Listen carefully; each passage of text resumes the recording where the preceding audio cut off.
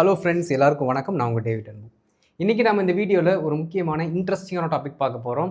So video skip பண்ணாமல் பாருங்கள், அப்போ தான் உங்களுக்கு புரியும். அண்ட் இதான் ஃபஸ்ட் டைம் நம்ம சேனலுக்கு வந்திருக்கீங்கன்னா மறக்காம நம்ம சேனலை சப்ஸ்கிரைப் பண்ணிட்டு பெல் பட்டனை கிளிக் பண்ணி வச்சுக்கோ நண்பர்களே. அப்படியே முடிஞ்சால் இப்போவே நம்மளோட வீடியோக்கு ஒரு லைக்கும் போட்டு வச்சுக்கோங்க. நாம் இப்போ டிலே இல்லாமல் வீடியோக்குள்ளே போயிடலாம். ஃப்ரெண்ட்ஸ், அப்புறம் ஒரு முக்கியமான விஷயம், அடுத்த மாதத்துக்கான பேசிக் டு அட்வான்ஸ்டு கோர்ஸோட அட்மிஷன் ஸ்டார்ட் ஆயிடுச்சு. இதில் நீங்கள் ஜாயின் பண்ண விருப்பப்படுறவங்க இப்போ ஸ்ட்ரீம் ஆகிட்டு இருக்க இந்த அட்வர்டைஸ்மெண்ட்டில் விருப்பப்படுறவங்க இப்போ ஸ்ட்ரீம் ஆகிட்டு இருக்க நம்பருக்கு எங்களுக்கு வாட்ஸ்அப் பண்ணுங்கள், நாங்கள் உங்களுக்கு டீட்டெயில்ஸ் அனுப்புகிறோம்.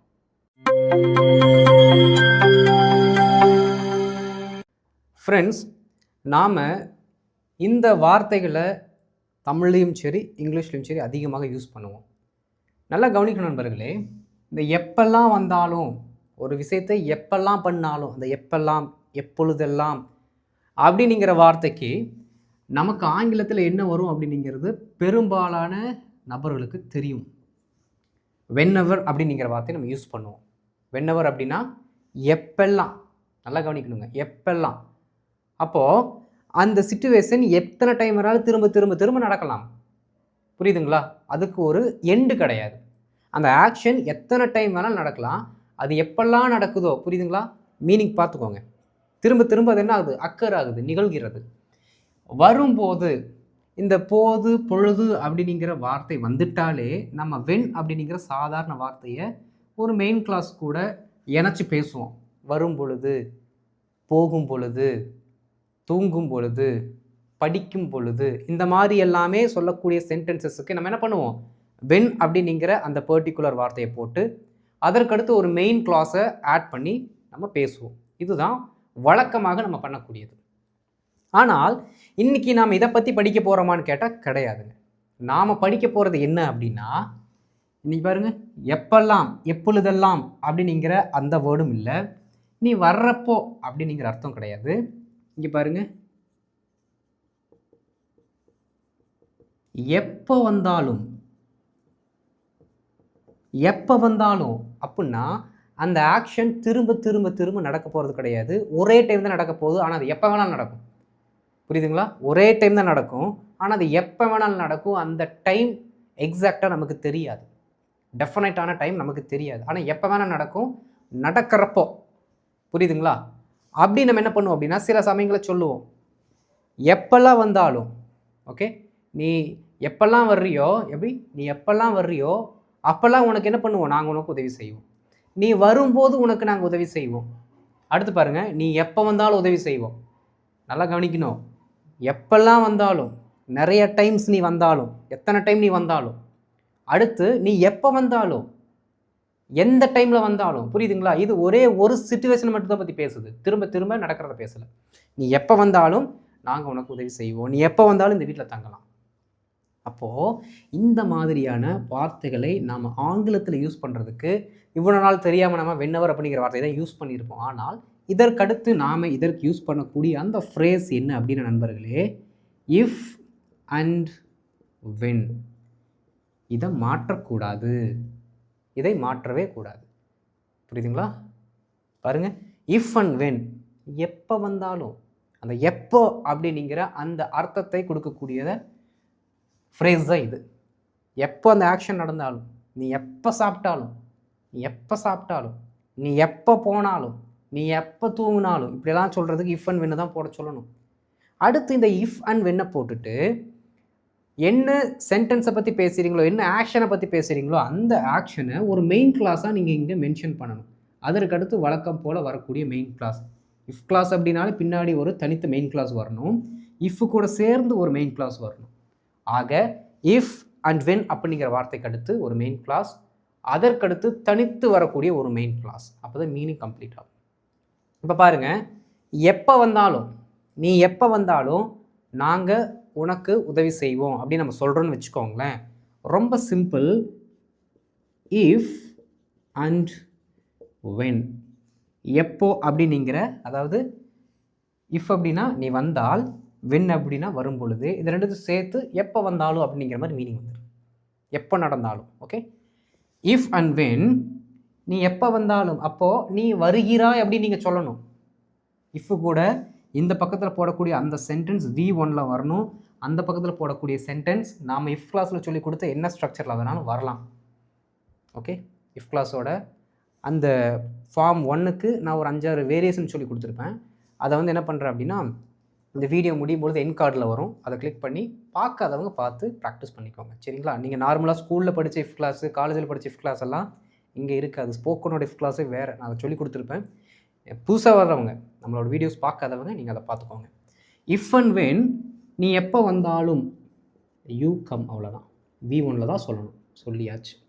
Okay, if and when you come, எப்போ நீ வந்தாலும் நாங்கள் உனக்கு உதவி செய்வோம். பாருங்கள், we will help you. Future. அவ்வளோதான் நண்பர்களே, இதுதான் structure. If and when you come, if and when you come we will help you. If and when you come we will help you. We will help you if and when you come. We will help you if and when you come. புரியுதுங்களா?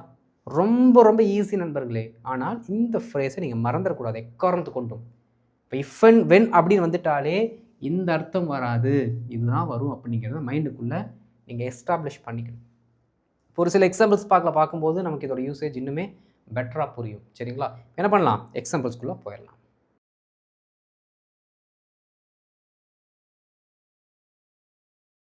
Friends, இப்போது first set of examples பாருங்கள் நண்பர்களே. எல்லாமே அந்த incident எப்போ நடந்தாலும் அதற்கடுத்து இன்னொன்று நடக்கும். அதாவது ஃப்யூச்சரில் நாம் ஏதோ ஒரு ஆக்ஷனை எக்ஸ்பெக்ட் பண்ணிகிட்ருக்கோம், ஒரு ஈவெண்ட்டை எக்ஸ்பெக்ட் பண்ணுறோம். அது அப்படி நடந்துச்சுன்னா கண்டிப்பாக இன்னொன்று நடக்கும் அப்படின்னு நம்ம சொல்கிறோம். இங்கே கவனிங்களேன், உனக்கு எப்போ இந்த புத்தகம் தேவைப்பட்டாலும் என்னை கேள். இதில் இருக்க எதிர்பார்ப்பு என்ன அப்படின்னா, கண்டிப்பாக ஒரு நாள் உனக்கு இந்த புத்தகம் தேவைப்படும், அப்போ என்ன கேளு அப்படின்னு நம்ம சொல்கிறோம். கண்டிப்பாக உனக்கு இந்த புத்தகம் ஒரு நாள் தேவைப்படும்டா, அப்போ என்ன கேளு. அதைத்தான் இன்னொரு ஆங்கிள் எப்படி சொல்கிறோம் அப்படின்னா, உனக்கு இந்த புத்தகம் எப்போ தேவைப்பட்டாலும் என்ன கேளு அப்படின்னு நம்ம சொல்கிறோம். ஈஸி தான். பாருங்கள், உனக்கு எப்போ இந்த புத்தகம் தேவைப்பட்டாலும் இருக்கிற அந்த ஸ்ட்ரக்சர் அப்படியே போட்டுக்கலாம். இஃப் அண்ட் வென் உனக்கு புத்தகம் தேவைப்படுகிறது அப்படின்னு நீங்கள் சொல்லணும். அப்போது யூ நீட் திஸ் புக், அவ்வளோதான். Okay, if and when you need this book. If and when you need this book, உனக்கு இந்த புத்தகம் எப்பொழுது தேவைப்பட்டாலும், எப்பெல்லாம் தேவைப்படுதோன்னு சொல்லலை, எவ்ரி டைம் சொல்லலை, ஒரே டைம் தான் சொல்கிறோம். அது ஃப்யூச்சரில், புரியுதுங்களா? ஃப்யூச்சரில் அந்த இன்சிடென்ட் நடக்கும். அப்படி நடந்தால் அந்த கண்டிஷனில் தான் பேசுகிறோம். ஒவ்வொரு டைம் அப்படிங்கிறத நம்ம யூஸ் பண்ணலை, அந்த அர்த்தம் இங்கே வராது ஃபர்ஸ்ட் ஆஃப் ஆல். சரிங்களா? ரைட். பாருங்கள், உனக்கு இந்த புத்தகம் எப்போ தேவைப்பட்டாலும் என்னை கேள். Okay, ask me, ask me. If and when you need this book, if and when you need this book, ask me, ask me, I will give you, நான் உனக்கு கொடுப்பேன். புரியுதுங்களா? அவள் எப்போ படிப்பை முடித்தாலும் வேலை கிடைக்கும், ஏன்னா படிக்கிற படிப்பை அப்படி அப்படின்னு சொல்லுவாங்க. அப்போல்லாம் கிடையாது. எந்த படிப்பு படித்தாலும் நல்லா படித்தா வேலை கிடைக்கும். புரியுதுங்களா? சரி, கவனிங்க. அவள் எப்போ படிப்பை முடித்தாலும் அவளுக்கு வேலை கிடைக்கும். If and when she finishes her studies. If and when she finishes her studies. If and when she finishes her studies. ஏன் finishes போட்டிருக்கோம்? V1 எஸ் சேர்ந்துருச்சு. ஏன்னா he she இட்டுக்கு ப்ரெசண்ட்டில் வரக்கூடிய அந்த பேஸ் வேர்பு கூட நம்ம எஸ் சேர்க்கணும், அது ரூல். சரிங்களா? பாருங்கள், if and when she finishes her studies. If and when she finishes her studies, அவளுக்கு வேலை கிடைக்கும். she will get a job. அவ்வளோதான். she will get a job. she will get a job. If and when she finishes her studies, she will get a job. If and when she finishes her studies, she will get a job. உனக்கு எப்போ தூக்கம் வந்தாலும் நீ தூங்கிக்கலாம், பெர்மிஷனை கொடுக்குறோம். நீ அந்த வேலையை செய்வாயின்னு சொல்லலை, நீ அந்த வேலையை செஞ்சுக்கலாம் அப்படின்னு சொல்கிறோம். அப்போ இது என்ன பண்ணுதுன்னா, ஃப்யூச்சர் டென்ஸை ஆல்டர்னேட்டிவாக நம்ம யூஸ் பண்ணக்கூடிய வேறு சென்டென்ஸோடு வந்து இங்கே உட்காந்துருக்கு. புரியுதுங்களா? பாருங்கள், ஃப்யூச்சர் டென்ஸுக்கு ஒரு சில ஆல்டர்னேட்டிவ்ஸ் இருக்குது இஃப் கிளாஸில், அதை சொல்லித்தரேன். இப்போது உனக்கு எப்போ தூக்கம் வந்தாலும், இஃப் அண்ட் வென், உனக்கு எப்பெல்லாம் தூக்கம் வருதோ அப்படி சொல்லலை, உனக்கு எப்போ தூக்கம் வந்தாலும் if and when you feel sleepy.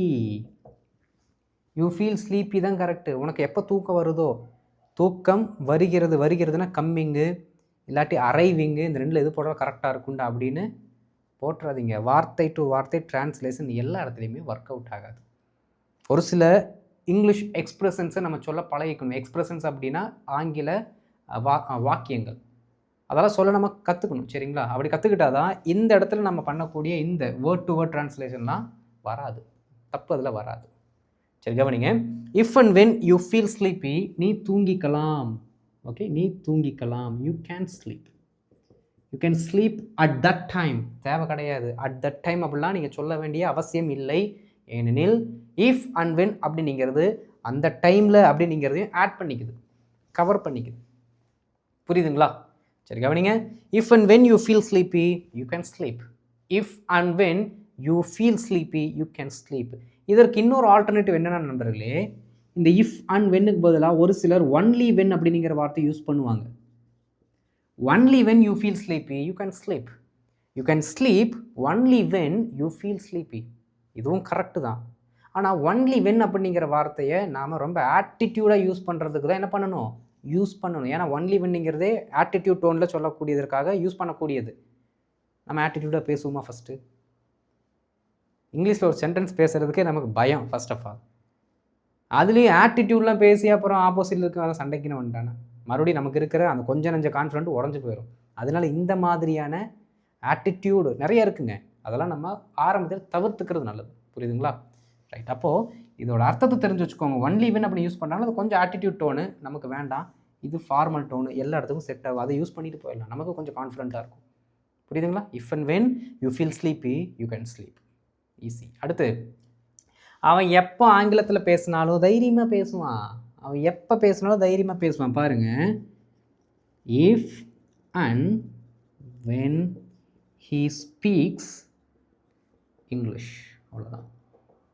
If and when he speak English, he will speak, தைரியமாக பேசுவான். Confidently, he will speak confidently. If and when he speaks English, he will speak confidently. he speaksன்னு சொன்னாலும் correct தான். அவர் ஜென்ரலாக செய்யக்கூடிய வேலையை நம்ம சொல்கிறோம், ரெகுலராகவே அப்படி தான் பண்ணுறாரு அப்படின்ட்டு.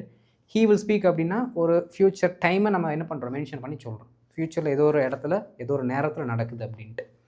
If and when he speaks English, if and when he speaks English, he will speak confidently. நீ எப்போ கார் எடுத்தாலும், எப்போல்லாம் கார் எடுக்கிறியோ, இல்லை கார் இங்கே தான் இருக்குது, ஒரு நாள் கண்டிப்பாக நீ இந்த கார் எடுப்பேன், அந்த டைமில் செக் பண்ணிக்கோ அப்படின்னு நம்ம சொல்கிறோம். நீ எப்போ கார் எடுத்தாலும் if and when you take a car, பெட்ரோலை செக் பண்ணிக்கோ. Please check the fuel. Please check the fuel. If and when you take a car, please check the fuel. If and when you take a car, please check the fuel. Simple. எல்லாமே ஒரே concept தான் நண்பர்களே. இந்த particular if and Wayne ஃப்யூச்சரில் ஏதோ ஒரு ஈவெண்ட்டை நம்ம எக்ஸ்பெக்ட் பண்ணுறோம், அது கண்டிப்பாக நடக்கும், அந்த டைமில் இப்படி பண்ணு அப்படின்னு சொல்கிறத யூஸ் பண்ணுறோம். அப்போது இதை மேக்ஸிமம் நீங்கள் ஃப்யூச்சர் ஈவெண்ட்டுக்கு மட்டுமே யூஸ் பண்ணுங்கள், பாஸ்ட்டுக்கு யூஸ் பண்ண வேண்டாம். பாஸ்ட்டுக்கு அதிகமாக இதுக்கு யூசேஜே கிடையாது. புரியுதுங்களா? ஸ்ட்ரக்சர் இருக்குது, கிராமட்டிக்கல் ஸ்ட்ரக்சர் படி இது கரெக்டு, ஆனால் யூசேஜ் இருக்கான்னு கேட்டால் இல்லை, அதனால் நம்ம யூஸ் பண்ண வேண்டாம். அப்போ இதுவே போதும் உங்களுக்கு. புரியுதுங்களா? இன்றைக்கி இன்னொரு செட் ஆஃப் எக்ஸாம்பிள்ஸ் நான் கொடுக்க போகிறதில்ல, இதுவே போதும். இதை நீங்கள் கரெக்டாக இந்த ஸ்ட்ரக்சரை புரிஞ்சுக்கிட்டாலே, ஏன்னா அதுக்கு வேறு டென்ஸ் இல்லை, இந்த ஒரு டென்ஸ் ஃபார்ம் தான் இருக்குது. புரியுதுங்களா நண்பர்களே? அப்போ இதை மட்டும் நல்லா நீங்கள் என்ன பண்ணுங்கள், அந்த ஒன்லி வென் அப்படிங்கிற வார்த்தையை உபயோகப்படுத்தாமல் இஃப் அண்ட் வென்னை மட்டுமே நீங்கள் என்ன பண்ணுங்கள் சார்ந்து, அந்த இன்சிடெண்ட் எப்போ நடந்தாலும், எப்பெல்லாம் நடக்குதோ, இதை நல்லா கவனிக்கணும் நண்பர்களே. நீங்கள் எப்போ வந்தாலும் உங்களுக்கு வேலை இருக்குப்பா அப்படின்னு சொல்கிறதுக்கும், நீங்கள் எப்போல்லாம் வர்றீங்களோ அப்போ உங்களுக்கு வேலை இருக்குப்பா அப்படின்னு சொல்கிறதுக்கும் அர்த்தம் இருக்குது. தமிழில் இந்த வார்த்தையை சொல்லும்பொழுது உங்களுக்கே புரியுது. எப்போல்லாம் வர்றீங்களோ, வென்னவர், எவ்ரி டைம், நீங்கள் எப்போ வந்தாலும், அப்போ ஃப்யூச்சரில் ஒரு நாள் கண்டிப்பாக நீங்கள் வருவீங்க, அந்த டைமில் உங்களுக்கு கண்டிப்பாக வேலை இருக்குது அப்படின்னு நம்ம சொல்கிறோம். ஏதோ ஒரு இன்சிடெண்ட்டை மட்டும் கரெக்டாக நம்ம பாயிண்ட் பண்ணி பேசுகிறோம். புரியுதுங்களா? ஒரு தெளிவு வேணும். தமிழில் நீங்கள் எப்போ வந்தாலும் அப்படின்னு சொல்கிறீங்களா, இஃப் அண்ட் வென் யூஸ் பண்ணுங்கள். எப்பெல்லாம் அப்படின்னு சொல்கிறீங்களா வென் அவர் போட்டு யூஸ் பண்ணிக்கோங்க, அவ்வளோதான். ரொம்பலாம் ரிசர்ச் பண்ணி உங்களை நீங்களே கன்ஃபியூஸ் ஆக்கிக்க வேண்டாம். ரொம்ப சிம்பிள் தான் அது. சரிங்களா? ரைட். ஒரு சில ஹோம்ஒர்க் கொடுக்குறேன், ட்ரை பண்ணுங்கள். அண்ட் இந்த வீடியோ உங்களுக்கு பிடிச்சிருந்துச்சுன்னா மறக்காமல் லைக் பண்ணிட்டு மற்றவங்களுக்கு ஷேர் பண்ணுங்கள். புரியுதுங்களா? அவங்களுக்கு தெரிந்து கொள்ளட்டும்.